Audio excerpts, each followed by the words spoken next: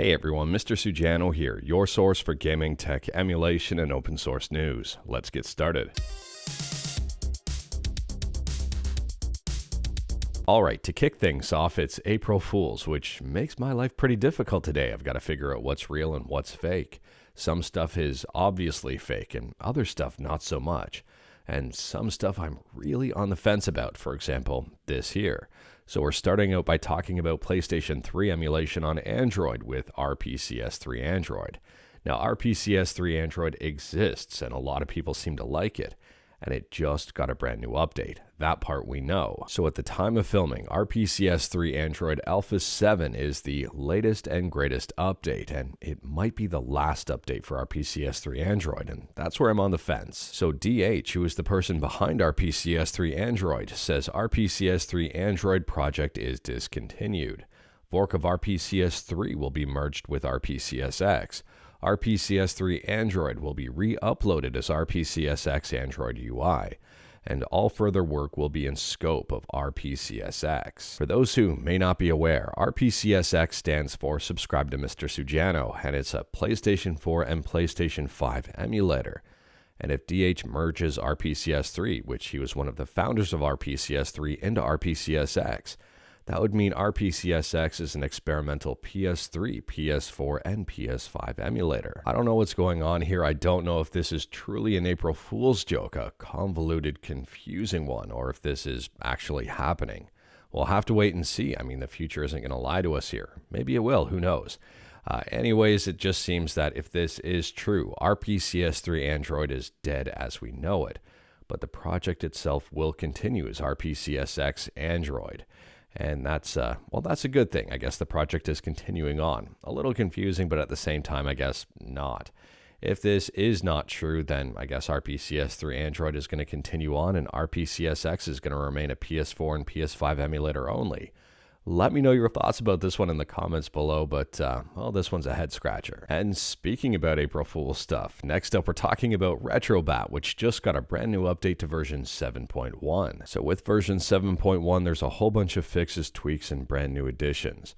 They've added in here Go for 64 for N64 emulation, Athahar for Nintendo 3DS emulation, and someone over on Reddit noticed that they included an April Fool's joke, PS5 emulation.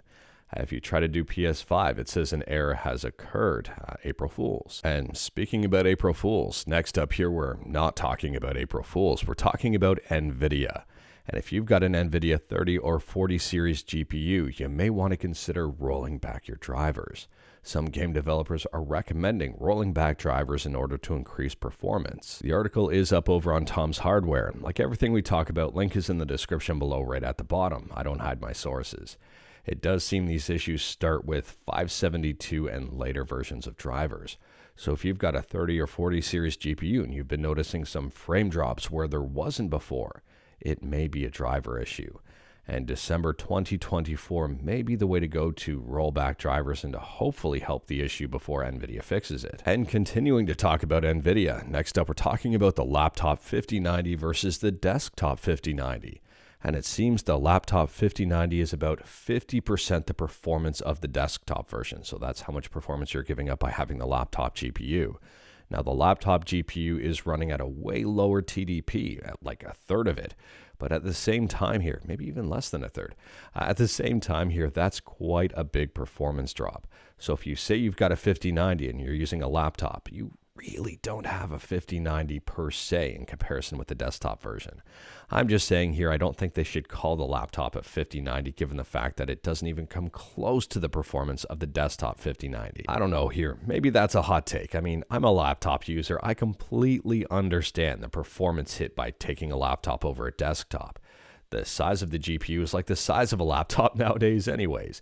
But realistically here, I don't think they should call the laptop a 5090 or 4090 or anything like that anymore. They should completely have a different naming system overall to not confuse it with the desktop version GPU.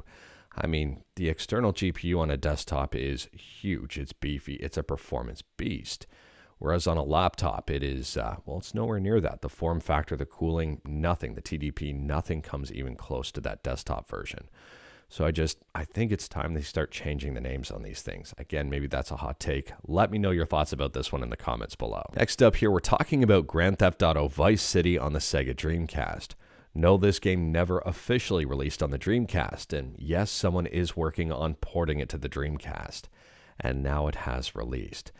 The Sega Guru has a brand new video on YouTube showcasing the game in action, with some very helpful links in the description of that video. Now, I would say that this is more of an alpha release. There are bugs, there are issues, it's nowhere near perfect, but at the same time, I'd say it's impressive to where it's at for being ported to the Dreamcast. I'm assuming it's going to continue to get worked on with time here, continue to get better and polished. But at the same time, it is running and people are playing it. Next up here, we're talking about something that is April Fool's, but also might not be.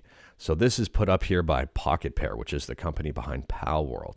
And this one is titled Palworld, More Than Just Pals. It seems to be some sort of dating sim for Palworld.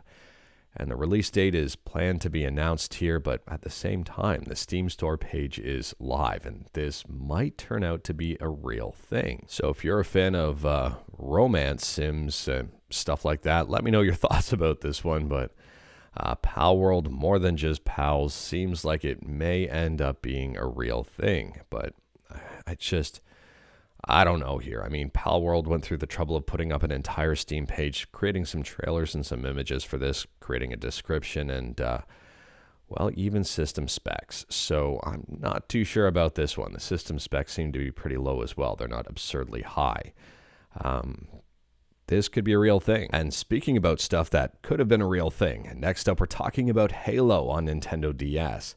Yes, that Halo on that Nintendo DS. It's being reported that Halo was in development for Nintendo DS, but it was scrapped by Nintendo. Did you know Gaming's got a whole video about it, and that and so much more, and I do recommend checking it out. Anyways, here apparently the game was going to have 6-player multiplayer, it was going to have drivable vehicles, there was going to be stuff like grunts and elites in the game, and even more. That is a huge loss for the Nintendo DS. I think that would have been a console seller. Not that the DS wasn't successful as it was, but I mean, Halo on the DS would have been absolutely amazing. Who knows here, maybe some form of it gets preserved in the future. Next up, we're talking about Nintendo Switch emulation with Citron, and a lot of people have sent me this image saying Citron may be in trouble, may have been taken down. This is their website, but if you hover on this website long enough, this is a really interesting April Fool's. Rickrolling is still a thing in 2025, and that's all I'll say about that one. Next up, we're talking about Nintendo DS emulation with Drastic DS. And there's a very interesting skin someone has created. And interesting may be the wrong word for it. Beautiful might be the right word for it. Is it optimal for screen size? No, but at the same time here, it does look really good, at least in my opinion. It's got both portrait and landscape modes here, and if you are curious about this one, the developer of it does have a full tutorial on how to get it set up and working on YouTube. And yeah, that one looks pretty cool to me. Next up, we're talking about ASUS and the ROG Ally handheld, and it seems that ASUS might be gearing up to be making something for Microsoft. They've teased something over on Twitter, and, well, Microsoft has taken notice. Now, I'm probably going to get called out by someone in the comments because I said Microsoft and, well, not Xbox. I use both terms interchangeably a lot. Anyways, here, this may be the look at the Xbox licensed handheld that ASUS is producing for the ROG Ally. I don't know on this one. I don't know if this is going to be a ROG Ally with an Xbox branding on it. I don't know if this is going to be Microsoft's new handheld. I don't know if Microsoft is going to make something on their own here in addition to what's being unveiled. We'll have to wait and see, but so far we've just been teased. And speaking about teased, next up we're talking about PubG. And if you ever wanted to date one of the guns in PubG, it does seem that, well, they've got a dating sim for their guns on their website, and this one is available. It does work, and, well, I'll just leave you to it if this is up your alley. It's a weird one, but it exists. If you would rather just watch a trailer on it instead, it's also super weird here, but it's called Winner Winner Romantic Dinner, and it's by PubG. Again, like everything we talk about, links are in the description below right at the bottom.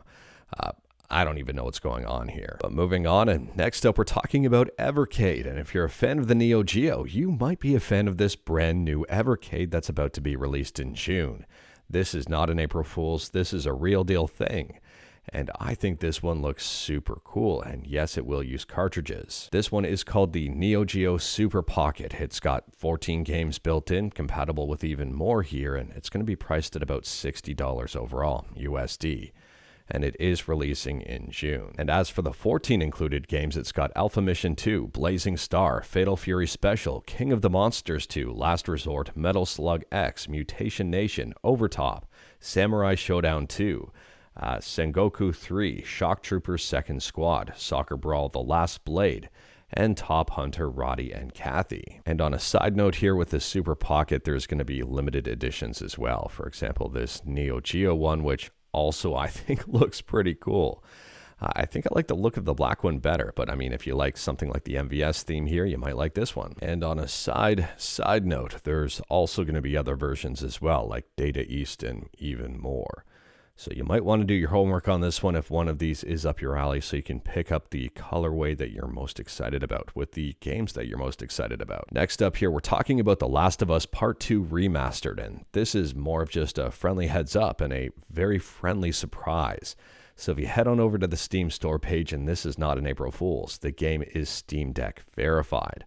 I was not expecting that right out of the gates. I was not expecting it to work well on the Steam Deck at all, but apparently it will. And last up here, if you're a fan of RuneScape or you're a fan of having friends and playing co-op crafting games, you might be a fan of this game here. It's called RuneScape Dragonwilds. And Jagex has, they've showcased some brand new gameplay here. And I think a lot of people are going to be excited about this one. RuneScape Dragonwilds already has a Steam store page, and it says coming soon to early access. We'll have to wait and see in terms of how good this game is, but I think RuneScape fans, actually, I don't know, because this is very different than RuneScape, so who knows here? Maybe it'll attract a new audience. If you're a RuneScape fan, let me know your thoughts about RuneScape Dragonwilds. Is this up your alley, or is this something you're completely not interested in? And if you're not a fan of RuneScape, would you be a fan of Dragonwilds? I'm very curious. But anyways, that is all I've got for you in this one. Straight to the point, all stuff and the legendary one fluff. We talked about a bunch today. Feel free to discuss anything we talked about in the comments below. If you like this video, leave a like. If you didn't like this video, leave a like. Hit that subscribe button, check out my other videos, don't tempt fate, save your state, and I'll see you tomorrow.